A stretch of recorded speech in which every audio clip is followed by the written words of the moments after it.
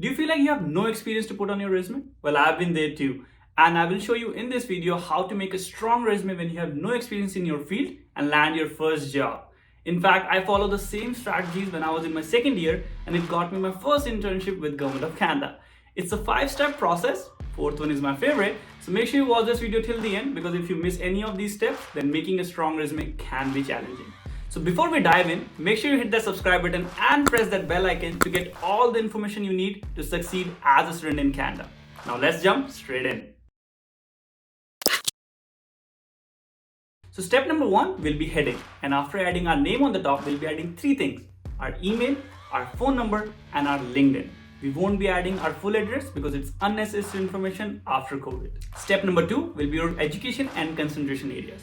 Now it's totally optional to put it on the top, but if you have been recently graduated, which is within 6 months to 1 year, then you should be having it on the top. If it's more than that, then it's okay to put it at the bottom.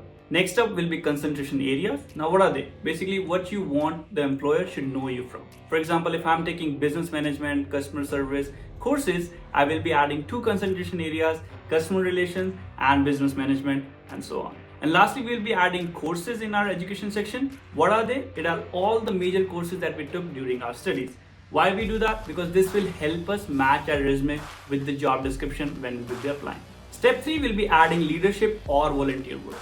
Since we do not have any paid experience yet to show on our resume, we will be backing it up by showing some volunteer work experience that has helped us gain those necessary skills that are needed in our first job. For example, when I was applying for my first internship, they needed someone who have knowledge with event management, presentations, Excel knowledge. So what I did, I enrolled myself in a bunch of social clubs that I found on my university website, and that has helped me gain those necessary skills. And once I have those, I added that in my resume. Step 4 is most important, which is adding licensing or certification. Now, we do not have any experiences to show on our resume. We need to back it up with some strong skills. And how we can gain those? Through gaining some certification or doing some courses. There are many websites like LinkedIn, edX, Coursera, where you can find cheap courses that you can finish up in 7 days or 15 days.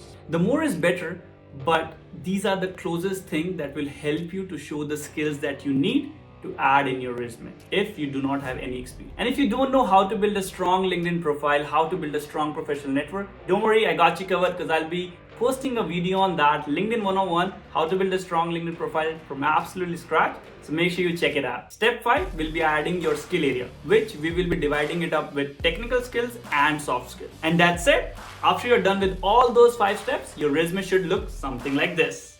And also, if you want to learn how I was able to get into public sector in less than 7 days without even having a PR, do check out this video. It's a self-explanatory how I did it and how you can also achieve it. Of course, as always, if you have any question, feel free to comment below and I would love to solve it for you. See you next week.